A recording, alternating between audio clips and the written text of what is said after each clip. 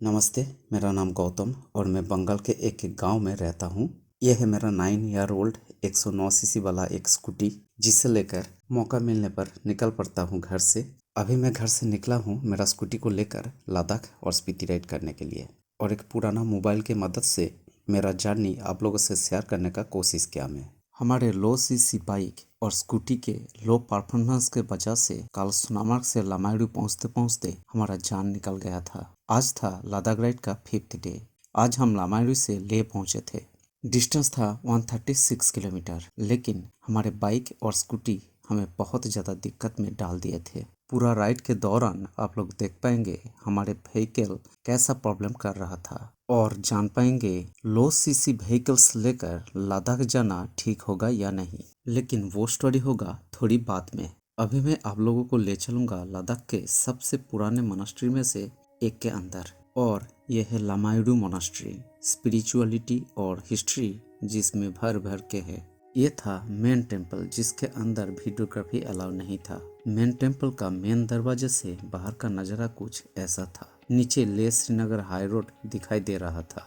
आगे था मूनलैंड, और ये सब मोनास्ट्री के और भी बिल्डिंग्स। लामायडू के बंजर पहाड़ में एक अलग तरह का सौंदर्य था। ये था पूरा मोनास्ट्री, और ये था मोनास्ट्री के होटल जिस पर मैं पिछला व्लॉग बनाया। मोनास्ट्री के मेन बिल्डिंग के ऊपर ये चक्र और जानवरों के अर्थ तो मुझे पता नहीं था, लेकिन नीले बिस्तर के नीचे ये पुराना सफेद मंदिर के ऊपर लग रहा था ये गोल्डन मूर्ति धरती को सर से मिला रहा है। मोनास्ट्री में घंटी के आवाज हो रहा था। मैं दुनिया भूलकर मोनास्ट्री के गलिया में घूम रहा था। देख कर लग रहा था कि मोनास्ट्री के अंदर शायद एक शिवा टेम्पल है। एक्चुअली ये था अवलोकितेश्वर टेम्पल। फेमस मंत्र ओम मणिपद में हूँ, यही अवलोकितेश्वर के मंत्र है, और यह है उनका मंदिर। लद्दाख को डेजर्ट कहते हैं, और ये सब रूखा सूखा पूरा का पूरा बंजर पहाड़ के ऊपर सदियों पहले बनाया गया इतना बड़ा और इतना सुंदर मोनास्ट्री को देखकर मैं स्पीचलेस हो गया था।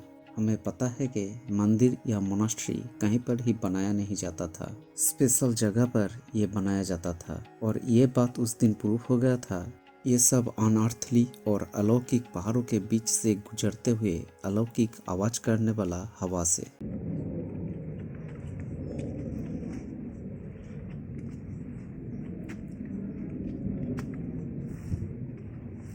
ये हवा पवित्र हिमालय के पवित्र हवा था। ये हवा कहीं पर ओम मणिपद में हूँ तो कहीं पर ओम से आपको मदमस्त करके निकल जाता है। ये हवा हजारों साल से हजारों मुनि ऋषि, हजारों संसार त्यागी सन्यासियों के पवित्र वाणी और उनके पवित्र सांस से चार्ज्ड है। वही दर्द जो दिल से शुरू होकर हाथों के उंगलियां तक फैलते हैं, वही दर्द मैं फिर से महसूस किया।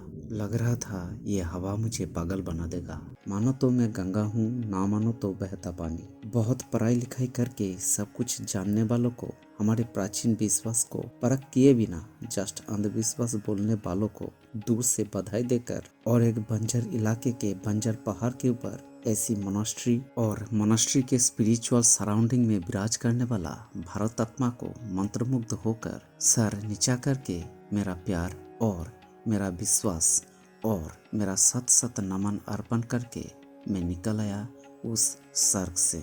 मैं बार बार इतिहास के प्राचीनता को छूकर ब्लेस्ड हो रहा था। कल होटल में हमें बताया गया था टाइगर श्रॉफ एक दिन पहले ही उनके टीम लेकर हम जिधर ठहरे थे उस होटल से चले गए। वो लोग ये मोनास्ट्री में शूटिंग की। अभी आप लोग देखिए पूरा मोनास्ट्री को देखकर कौन सी देश की झलक मिलती है। आप अगर समझ पाए तो कमेंट में बताना कौन सी देश की झलक है इधर। लामारू के होटल में ब्रेकफास्ट करके सुबह 9 बजे हम निकल पड़े ले के तरफ। ठीक आते हैं। ओके, ठीक है सर, फिर मिलेंगे। चलो मिलते हैं एकदम। चलिए सर। लामायडू मोनास्ट्री को दर्शन करके मैं इतना स्पेलबाउंड हो गया था कि कल हमारे बाइक और स्कूटी के प्रॉब्लम के बारे में मैं भूल गया था। उधर था हमारा होटल। हम लामायडू को पार कर रहे थे, और इतना सुंदर मॉर्निंग में एक बहुत ही भयंकर कांड होते होते बच गया। गाड़ी गाड़ी गाड़ी गाड़ी, इधर इधर इधर इधर।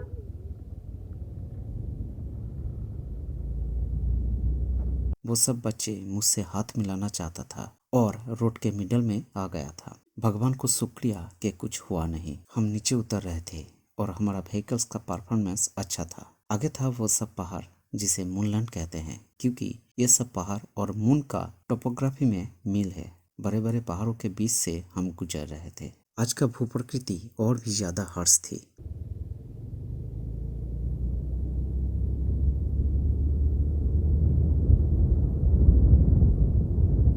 जिंदगी में पहली बार ऐसी लैंडफॉर्म से मुलाकात हो रहा था। सब कुछ हमारे लिए नए थे। यहाँ से ले था 106 किलोमीटर। ये इलाका great Himalayan range, Zanskar range, Ladakh range और काराकोरम रेंज के बीच सैंडविच हो गया। ये था खालसी का चेक पोस्ट। यहाँ पर मेरा डिटेल्स लिया गया। ये था खालसी बाजार, पंजाबी ढाबा और बहुत सारे दुकान थे। तब पता नहीं था कि इस ब्रिज के ऊपर से हम द फेमस इंदस को क्रॉस कर रहे थे। खालसी का ये था टाइगर हिल फिलिंग स्टेशन। यहाँ पर हमने पेट्रोल ले ली। हमारे दाहिने तरफ था इंदस रिवर और रास्ता था खड़ी ढलान पर।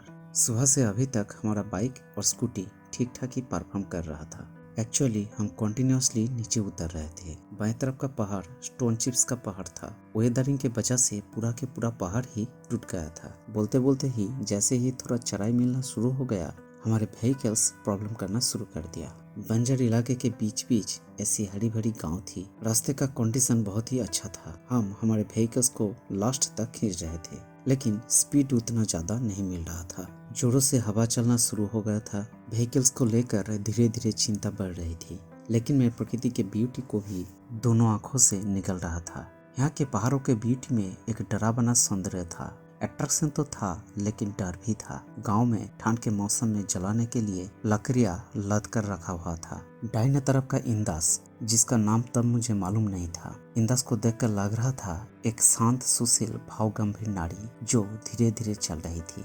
हम इंदस के साथ साथ चल रहे थे। पूरा के पूरा रास्ता शूटिंग स्टोन वाले इलाके से गुजर रहा था। बाएं तरफ ये सब लम्हा गाँव के ब्यूटी को और भी बढ़ा दिए थे। अभी पर्वत के ऊपर फिर से बर्फ दिखना शुरू हुआ। आगे का पहाड़ कई परतों में बनी थी। हर एक परत का रंग अलग था। हम यहाँ पर रुके। यहाँ से ले था 62 किमी के दूरी पर, तो हम ले के बहुत करीब आ गए थे।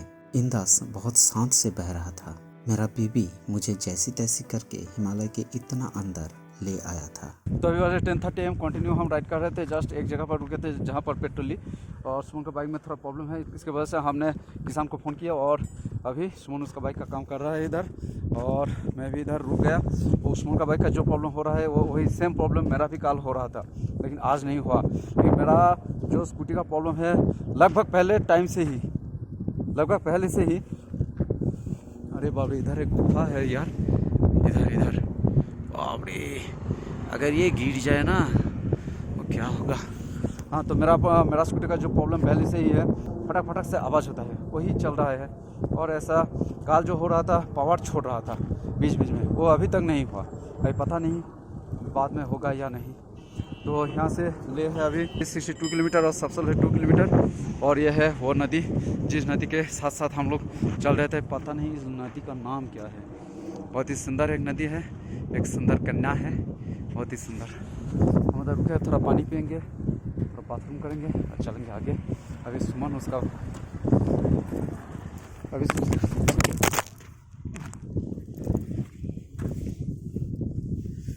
सुमन उसका बाइक का काम कर रहा है। हम लोग श्रीनगर से आए हैं 370 किलोमीटर। ये है मेरा बीबी, मेरा बुलेट का बाप। इस राइड के बाद में मेरा बीबी को रेस देने का ट्राई करूँगा, और इसका एक बड़े भाई को लेना होगा अभी मुझे। देखते हैं पैसा का अगर जुगाड़ होता है तो करूँगा। ये रास्ता सीधा जा रहा था ले के तरफ। हम इस रास्ते से गए थे 4.5 किमी की दूरी पर आलची मोनास्ट्री, जो लामायरू मोनास्ट्री की तरह ही पुराना था। इंदस के ऊपर बहुत ही सुंदर एक ब्रिज से हम इंदस को क्रॉस किए। हमारे व्हीकल्स धीरे धीरे ऊपर चल रहे थे। इस सुंदर गेट के ऊपर भी लामायरू मोनास्ट्री के ऊपर जैसा स्ट्रक्चर था वैसा ही था। ऐसी वीरान जगह पर यह सब मानने को देखकर पता चल रहा था स्पिरिचुअलिटी भारतवर्ष का स्पाइन है। हम रास्ता भूले थे। सर, ये मोनास्ट्री किधर है? आलची मोनास्ट्री किधर है? उधर लिखा हुआ था, उधर जो मेन रोड है ना, उधर लिखा हुआ था आलची मोनास्ट्री। इस रोड से वो नदी क्रॉस करके हम आ गए। नीचे का सुंदर गांव में हमें चलना था। ये गांव पिक्चरेस्क था। पहली बार हम लद्दाख के एक गांव के अंदर थे। इधर मोनास्ट्री है, मोनास्ट्री सीधा। Okay, thank you. कितना सुंदर था इनके बात करने के तरीका, कितना सीधा था इनके हंसी। पहली बार प्राचीन लद्दाख के प्राचीन पोशाक पहनने वालों को देखकर मैं बहुत खुश था। हम यहाँ पर हमारे व्हीकल्स और सारे लगेज रखकर थोड़ी दूरी में अलची मोनास्ट्री के तरफ चल दिए। Break 1 PM to 2 PM Alchi monastery इस रास्ते से। केवल ऐसा नहीं है कि हम एक मोनास्ट्री देखने के लिए चल रहे हैं, हम लद्दाख के गांव भी देख रहे हैं और लद्दाख के गांव के गलियों में वहाँ भी घूम रहे हैं। कितना ब्यूटीफुल सब मूर्तियाँ है इधर। बाहर से पता नहीं चलेगा कि गांव के अंदर इतना सुंदर दुकान रहेगा। मोनास्ट्री के अंदर तो वीडियोग्राफी अलाउ नहीं था। लद्दाख में सबसे पुराने मोनास्ट्री में से ये एक था। हम एलची मोनास्ट्री देखकर ले के तरफ स्टार्ट की। हमारा सामान जैसे कि वैसा ही था, क्योंकि ये जगह था हिमालय के बहुत अंदर एक प्राचीन गांव, जहाँ पर रहने वाले सच में ही मनुष्य ही थे। सुमन का 125cc इग्नाइटर बहुत प्रॉब्लम कर रहा था। वो हमारे मैकेनिक के साथ बात कर रहा था। एलची मोनास्ट्री में आकर हमें पता चला ये रिवर था द फेमस इंदास। हम इंदास क्रॉस करके फिर से श्रीनगर ले हाईवे पर आ गए थे। अभी फिर से चढ़ाई शुरू हुआ और स्कूटी स्ट्रगल करना शुरू कर दिया। हम सासपुल क्रॉस की, वहाँ पर SBI ATM था। लामारू से ले के तरफ इस रोड पर बहुत सारे होटल और गेस्ट हाउस थे। सुमन को रुकना पड़ा था। सुमन का लो सीसी बाइक बहुत प्रॉब्लम कर रहा था।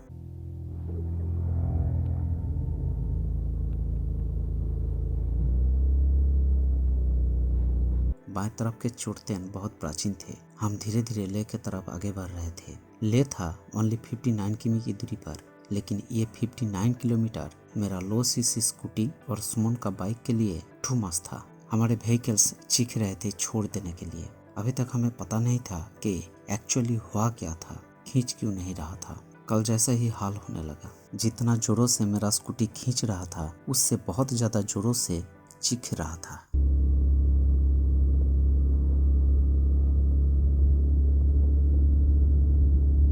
चारों तरफ लाल पहाड़ शुरू हुआ था। शायद मेरा स्कूटी के इंजन के अंदर भी लाल हो गया था। बार बार ये पावर छोड़ रहा था। मैं रुक रुक के देख रहा था सुमन कितना दूर है। मैं सुमन के लिए घूमा। सुमन बहुत धीरे धीरे आ रहा था।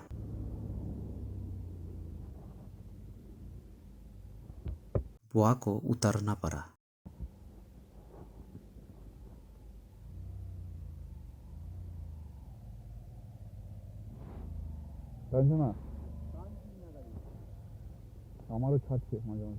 मैं बुआ को मेरा स्कूटी के पीछे बैठा कर चलने लगा कछुआ की तरह।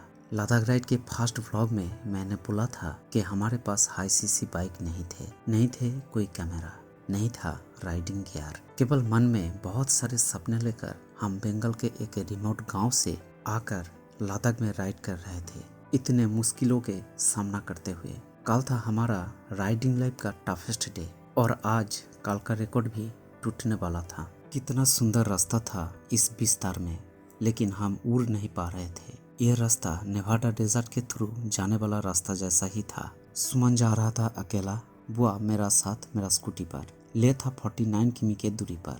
थोड़ा ढलान मिला तो स्कूटी को 70 किमी पर आवर में खींच रहा था मैं। मेरा आगे इतना सुंदर दृश्य था, हमारा प्रॉब्लम मैं भूल चुका था। फिर से चढ़ाई शुरू हुआ और साथ साथ ठंड भी शुरू हुआ।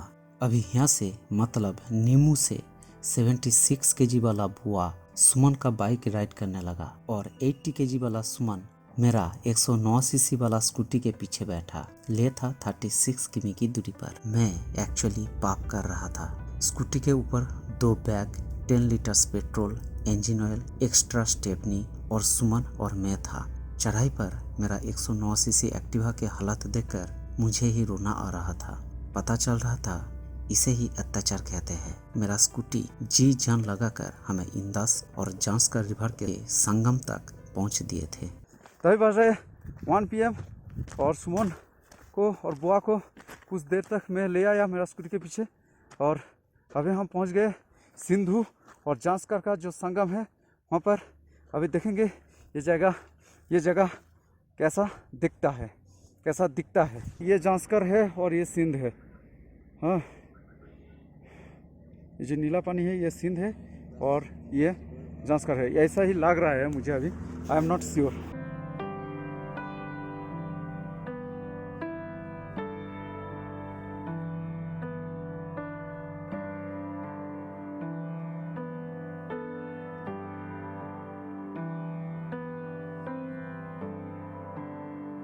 एक 5 बज रहा था। सुमन को पीछे बैठा कर मैं फिर से आगे बढ़ चला और यह चढ़ाई को देखकर डर लगने लगा। स्कूटी 15 किमी पर आवर के स्पीड से चल रहा था। इंजन बहुत हॉट हो गया था। सुमन पीछे बैठकर कांचा बादाम गा रहा था। हम मैग्नेटिक हिल पहुंच गए।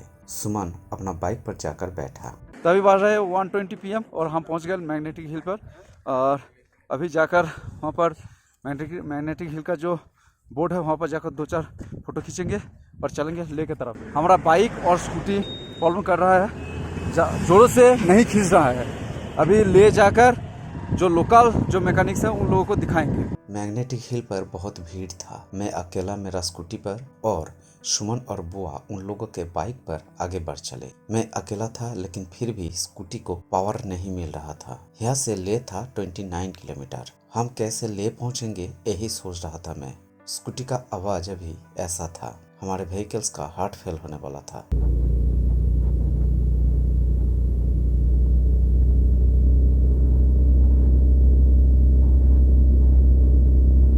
हम सेक्रेड पत्थर साहिब पहुंच गए। यहाँ पर हमें लंगर खाना था। हमारे व्हीकल्स को भी रेस्ट मिलेगा। हम गुरुद्वारा पत्थर साहिब पर माथा टेक कर लंगर पाए और ऊपर आकर चारों तरफ का नज़ारे देखे। एक नया जगह, नए नए लोग, नए नए नज़ारे। हमारे व्हीकल्स का जो कैंसर हुआ था वो सब भुला दिए थे। अभी हमारे 23 किलोमीटर दूरी पर आगे था लद्दाख का राजधानी ले। अभी मैं सोच रहा था इसे लेकर मैं खारदुंगला कैसे पहुंचूंगा। अभी ले जाकर हमें एक बाइक मैकेनिक शॉप ढूंढना पड़ेगा। हम ले के हॉल ऑफ फेम के पास से गुजर कर ले पहुंचे। अभी बोट पर ले नहीं था। खारदुंगला, चांगला, हुंडार, पेंगोंग, मनाली ये सब थे। हम वेलकम टू ले पहुंच गए। हमारे आगे 2 काम था, एक बाइक रिपेयरिंग शॉप ढूंढना था और हमारे होटल भी ढूंढना था। सुमन मेरा स्कूटी राइड कर रहा था। मैं सुमन के पीछे बैठा और हम मैकेनिक ढूंढने लगे। घोड़ा चौक देखा? हाँ। घोड़ा जिस तरफ मुड़ा है हाँ। उसी रोड से सीधा जाना है। हाँ। लास्ट में चीता चौक आएगा। क्या चौक? चीता चौक। चीता चौक। चीता चौक। हाँ। चीता चौक जिस तरफ मुड़ेगा उस तरफ मुड़ के चीता चौक वही से जाना। तो घोड़ा चक, चीता चक करते करते हम काला ऑटो रिपेयरिंग शॉप में आ पहुंचे। केवल हमारे ये लो सीसी बाइक और स्कूटी नहीं, Royal Enfield, R15, KTM, Himalayan, हर तरह के हाई सीसी बाइक भी इधर आए थे। इसका एक गोली होता है ना, क्लच गोली, वो चेक करना पड़ेगा। जो करना है करो। 320 पर शॉप में हमारे बाइक और स्कूटी के काम शुरू हुआ। 6:20 बज चुके। सुमन और मैं रिपेयरिंग शॉप का ही एक स्कूटी लेकर होटल ढूंढने निकल पड़े। इन द मीन टाइम बुआ हमारा आगे का लद्दाख राइड का परमिशन बना कर लाया और इधर हमें एक होटल मिल गया।